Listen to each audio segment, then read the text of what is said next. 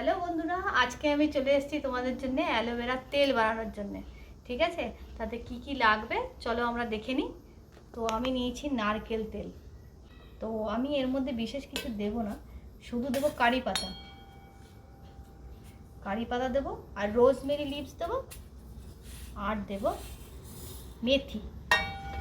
আর আমি অ্যালোভেরা দেখো কেটে পুরোটাকে ভিজিয়ে রেখে দিয়েছিলাম। এর যে একটা হলুদ রঙের যে কষ আছে ওটা বের করে নিয়েছি, নিয়ে এবার এটাকে আমি কেটে এর মধ্যে দেবো। আমি চাপিয়ে দিয়েছি এটাকে।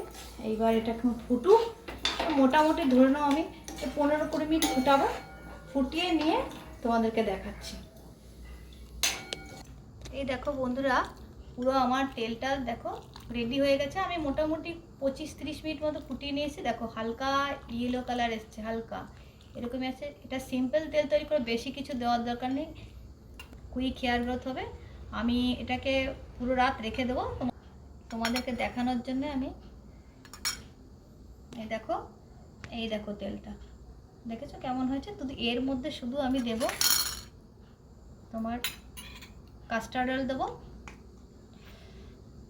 আমি অল্পই দিচ্ছি, পুরোটা দিলে 1/2 চামচ দিলাম। পুরো তেলটাতে 1 চামচ তোমরা দেবে ঠান্ডা হয়ে গেলে। আর দিচ্ছি ভিটামিন ই অয়েল,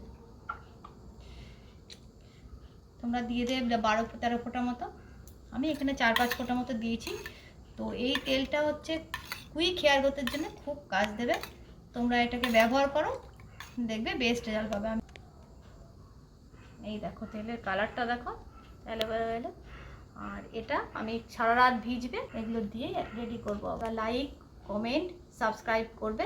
সবাই ভালো থাকবে। বাই।